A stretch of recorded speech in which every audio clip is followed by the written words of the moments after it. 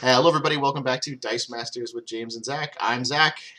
And I'm Invisible James. Hello again. Hello. All right, and we're going to do the answers for the week 5 of the Dice Masters Trivia Challenge. If you've missed it, uh, where have you been? So every Monday, we've been putting out trivia challenge questions. Each week has a different theme. I've been writing them, and James has been trying to answer them. And it's been fun coming up with different themes every week. And this week, I've just honestly themed out. And so the theme is Potpourri. It's just a mix of all kinds of questions. Different things that I've been thinking about for the whole course of this that I couldn't find a way to fit into a whole category on their own. Jumping right into it, week 5. First question is, what is the nationality of the 2017 World's winner? He was Mexican. Yes. I can't remember his name. What's his name? His name is Victor Maya. One person actually included that in their answer. That was Paul. Anyway, yeah, Victor Maya was the 2017 World's winner with his Shield Ring team, and he's from Mexico. A lot of people seem to know his name. There were a lot of guesses about Spain. There you go. The second question was about this die. Take a look at the die below. What is the defense stat of the die on its next level up? So this is Pepper Potts. This is actually her level 2 side. And on her level 3 side, she goes from a 1-3 to a... I bet James knows. She's a 2 defense. She goes down. Yeah, but she has more attack. She's a 2-2. So she goes from a 1-3 to a 2-2. So her defense value on the next level up is 2. Is that just her? Does anything else go down? There's the Mystique has weird fielding cost, and she almost was a question on this week actually, but I don't think anything goes down like that. So I've been sitting on that little tidbit for a while. Anyway, yeah, a lot of people guessed 4 because they always go up, right? But no, it turns out she actually goes down in that case. All right, what is the highest number of unique purchase costs for any character name? Oh, okay. I couldn't. I found it like I answered it, and then I look it up later, and I didn't know quite how to look that up, so so I didn't. So I'm curious. It's tough. So you think about like Batman. There's a 4-cost Batman, a 5-cost Batman, a 6-cost Batman. So there's 3 unique purchase costs for Batman. Can I have a guess before you tell the answer? Yeah. I think we were actually having a chat about this. Not you and me, but Ben was involved at some point. Oh yeah. And there was talk of Wolverine because it's a 4, 5, 6. Maybe a 7. Wolverine's got a 5-cost, a 6-cost, a 4-cost, and a 7-cost. So that's 4 different unique purchase costs for Wolverine, which is a lot. Turns out that Black Widow also has 4 unique purchase costs. I think maybe it's 3 for her. No, she's got 2, 3. 4. Yeah, because she's a 2, 3, 4 cost. Yeah, I guess it's just 3 for her. I guess if you count Natalia Romanova, then it's a 7-cost. But no. Iron Man has a 5-cost, a 4-cost, a 6-cost, and a 7-cost. He's got a 3-cost. And he's got a 3-cost from the AOU sets. One of his is the blank text Iron Man. So he's a 3-cost. So he actually has 5 unique purchase costs for one character. And I couldn't find anything that had more than that. What's his 6 and 7 costs? He's got a few. If we go back over here, he's got this 6-cost Billionaire from the AVX set. He's got a 7-cost, which is the Phoenix Buster Iron Man, but it is still named Iron Man, so it's a bit of a mean one. But it's a promo that has 7 costs. He's also got his super rare Iron Man Industrialist. He's got a few 6 costs, but I mean Hulkbuster Iron Man doesn't count, but. There you go. Yeah, so the Iron Man Phoenix Buster, I think, is the trick there. It's the promo, but it's got a 7-cost, and it's named Iron Man. So 5 unique purchase costs for Iron Man there. We had a few guesses for that. A lot of people guessed 4, and there are a lot of them with 4, but 5 turned out to be the highest. All right. In 2015, Dean Leyland won the first ever World's Championship for Dice Master with a surprising character from the Justice League set on his team. What character was it? It was apparently Solomon Grundy. Solomon Grundy. I remember reading about this a long time ago when I first started playing Dice Masters. And it was the rare Solomon Grundy. When Solomon Grundy is KO'd, other than by damage from an attacker or blocker, KO an opposing character. And so he was using this with the Blue Eyes White Dragon global and using it for like targeted removal of any character on the other side. I remember reading that people were pretty surprised because at the time Justice League was seen as like a pretty terrible set that nobody thought was competitive. But he put a Justice League character on his team and won the whole thing. So there you go. All right, we've got look at this die. Sorry, I keep putting this on my face, but trying to show. There we go. Now you can see me. Hi. Anyway, look at the die on its level 3 side. What is the attack stat of the die at level 1? And it's this is a Black Widow die from Guardians of the Galaxy. She is a 3/3 at level 3. And what is her attack stat at level 1? Oops.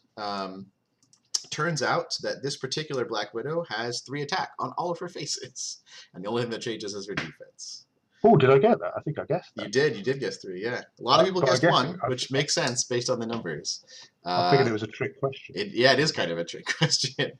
I mean, they're all basically trick questions. So yeah, it turns out that her attack is 3 at level 1, 3 and at all of her faces. So kind of like the Age of Ultron Captain America, who's always a 5 attack. So anyway, she's a 3. Okay, then we get into some of the meaner questions, like this one. Oops, hello. Look at this die. What character does it belong to? And I was being mean about this because the same symbol shows up on like 3 or 4 different dice. Some kind of Dungeons and Dragons. It is some kind of Dungeons and Dragons. Is that what you wrote as your answer? Should have. No, I tried. I knew it was a fighter. Yeah, it is a fighter. All the fighters, there's a human fighter and anyway, this is the half-orc fighter from Battle for Faerun. The one that has to do with gear. In fact, someone even mentioned that. TJ. Thanks, TJ.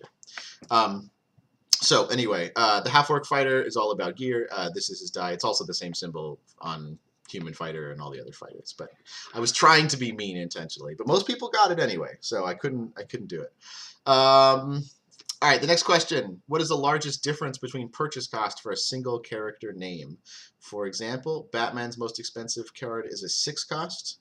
And his cheapest is a 4 cost, so the difference is 2.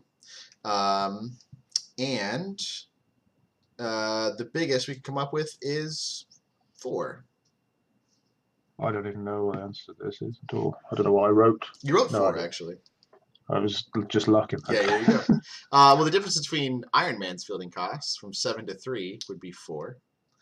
Not fielding cost. Or his purchase cost, yeah, thank you. And then I think there was a couple other ones that were 4 different between their most expensive and least expensive. But it's hard to find that much of a spread. Like most of the time they're around the same, or they're within 1 or 2.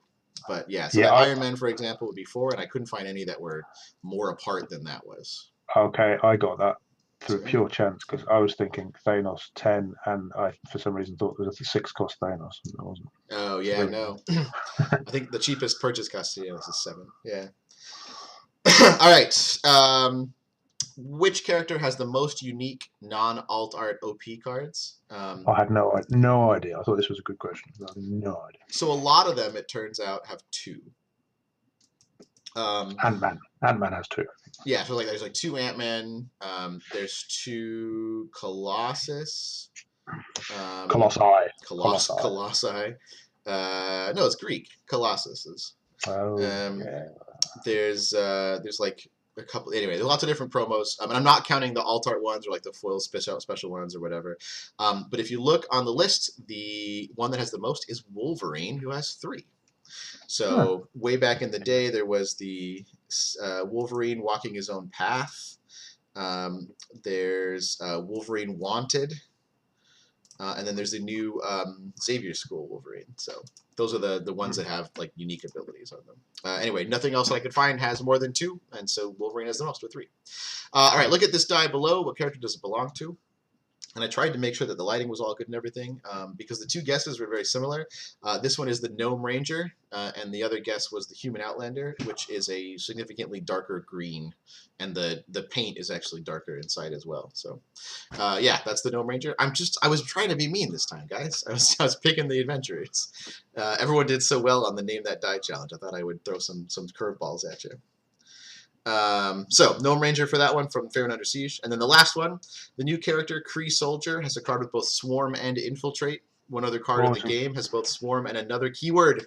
What It was characters? another good question. Another good question, but I've forgotten. I did look it up afterwards, and I can't remember. So I checked all the characters that have swarm just to make sure that there weren't like multiple that had other keywords. And a lot of people got this one.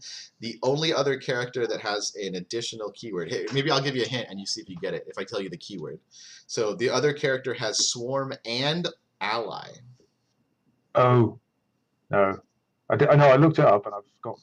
Afterwards, I looked it up and I thought, oh, that was good, and then I've just totally forgotten again. It's Foot Ninja. Oh yeah. So one of the Foot Ninjas from the very first Turtle set had a swarm and also the ally keyword. And no other characters that have swarm have any other bold keywords on them. They have other abilities sometimes, but not special keywords. So anyway, that's it. So Kree has swarm and infiltrate, and Foot Ninja has swarm and ally. So there you go. That's the 5. Going on to the scores. Nobody got 100% this time. I'm seeing a few 6 or 7s. Yeah, I think most people seem to get they were getting different ones right, but nobody sort of ran away with having a ton of the right ones. So anyway, I'm gonna post the scores on our Facebook page, the updated scores after 5 weeks of all the points and how everybody's doing. Some people have only participated once or twice, and so their scores are low just because of that, not because they don't know anything. But yeah, lots of people have gotten really high scores, and I'm excited to see what the finals come down to. We'll see at the end of week 6 where the scores line up for that. So you're towards the top there, James. I don't know anything, as it turns out. I'm not used to mid-range scores in my academic studies. Well, you got 6 of them this time, which I think is pretty average for this potpourri. Well, average. I'm not used to average. Constantly 4, 5, 6 in this quiz. It's killing me, to be honest. It's lowering my self-esteem. Well, you still have the distinction of the highest quiz on the bar, or the highest quiz score on the. I'll hold on to that with there you go. Hold. Although it is my deep desire to beat you in that specifically. So. I look forward to that. We'll keep it in the family of Dice Masters with James and Zach. All right. Anyway, thanks you guys for watching. Thanks everyone who participated in the trivia challenge, and look out for week 6. Bye-bye. Bye.